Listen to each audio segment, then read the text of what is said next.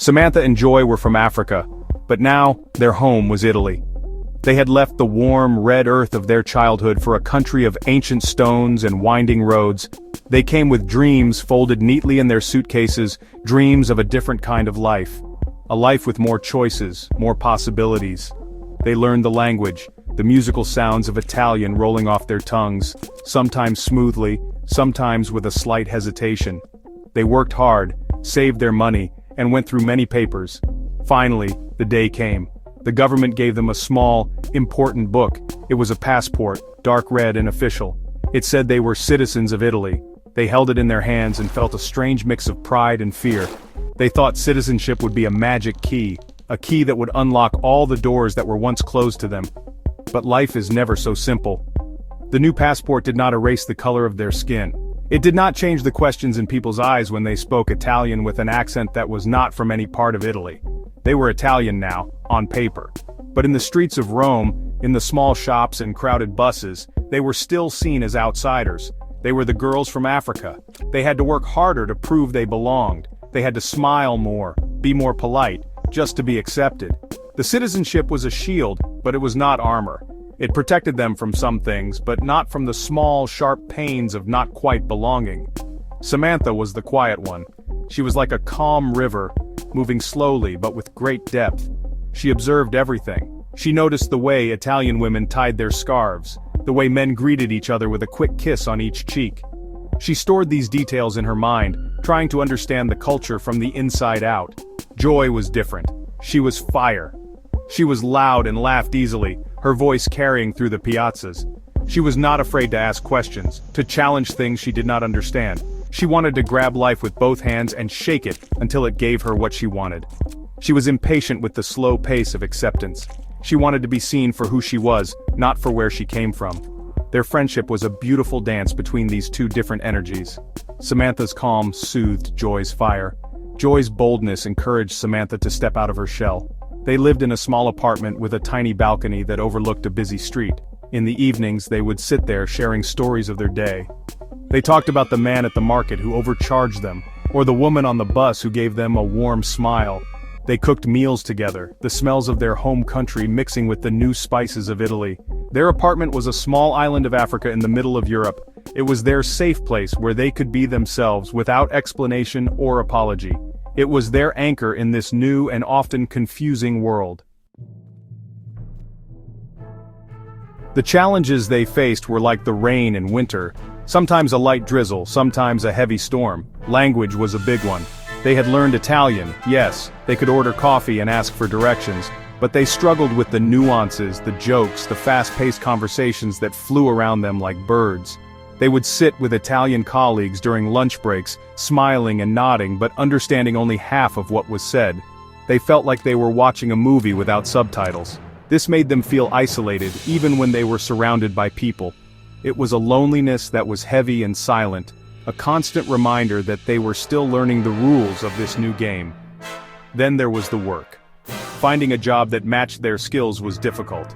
In their home country, Samantha had been studying to be an accountant, and Joy had a flair for design. But in Italy, their qualifications were often overlooked. They had to take jobs in cleaning, in restaurants, in places where their minds were not challenged. They worked long hours for low pay. They would come home with tired bodies and aching feet. Some days, the disappointment was a physical weight on their shoulders.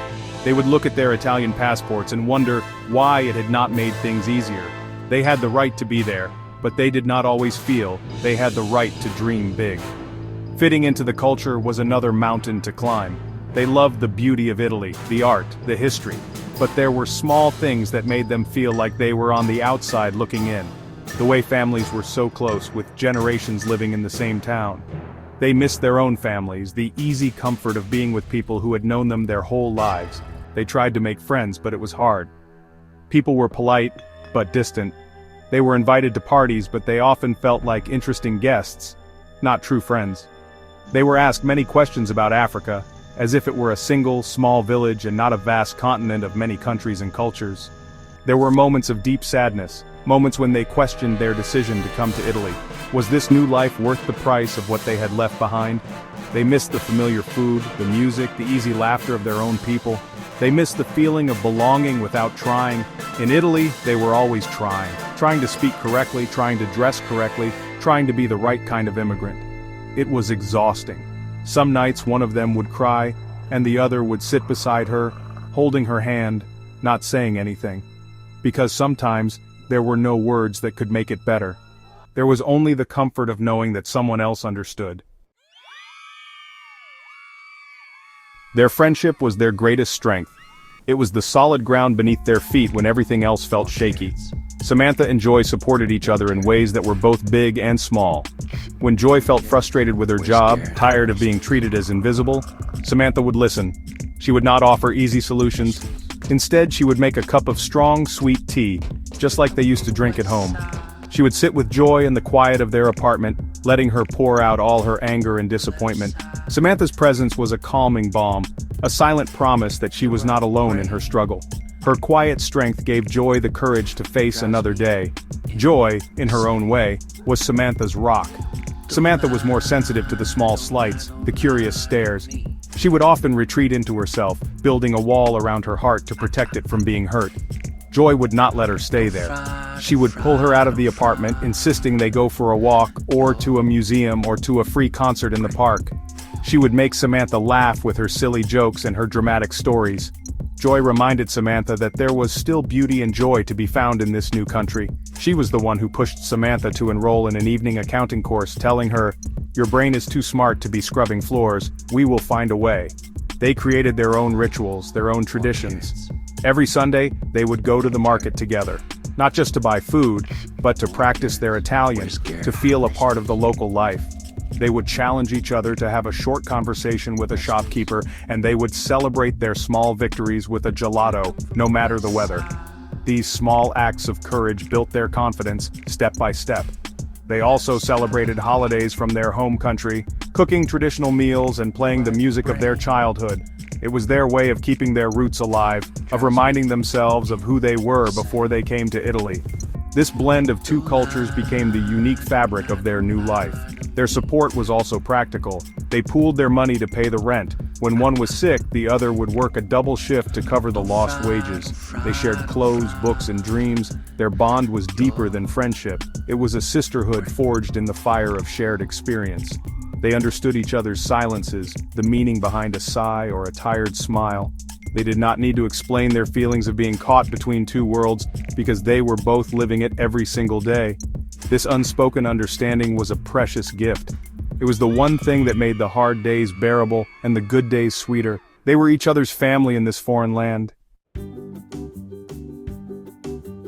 Did they succeed in building a happy life in Italy? The answer is not a simple yes or no. It is a story still being written. Their life was not the perfect dream they had imagined when they first arrived. It was more complicated, more challenging, but also more real. They learned that happiness was not a destination they would one day arrive at. It was something they had to build, day by day, with their own hands. They found happiness in the small moments, a perfect cup of cappuccino in the morning, a beautiful sunset over the city's rooftops, a kind word from a stranger. They learned to appreciate the journey, with all its bumps and detours. Their friendship, however, was an undeniable success. It had grown stronger, more resilient. It was the foundation upon which they built their new lives. They had faced the challenges of being immigrants together, and this had created a bond that could not be broken. They knew that no matter what happened, they would always have each other. This knowledge gave them a sense of security that no passport or job could ever provide. Their shared laughter was the music of their home, and their shared struggles were the roots that held them firmly in this new soil. They were no longer just two girls from Africa. They were Samantha and Joy of Rome, a team, a family. Slowly, things began to change for the better. Samantha finished her accounting course and found an internship at a small firm. It was not a high-paying job, but it was a start.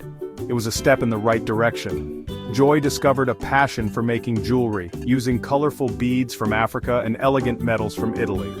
She started selling her creations at a local market on weekends. People loved her unique designs. It was a small business, but it was hers. These successes were not grand, but they were significant. They were proof that their hard work was paying off. They were slowly carving out a space for themselves in this new society. In the end, Samantha and Joy did build a life in Italy. It was a life woven from threads of two different cultures, a life marked by both struggle and triumph. It was a good life, not because it was easy, but because it was theirs. They had earned it. They had found a way to be both African and Italian, to hold on to their past while embracing their future. And they had done it together. Their story was not just about finding a new home in a new country. It was a story about the enduring power of friendship and the quiet courage it takes to create a life of one's own, no matter where you are in the world.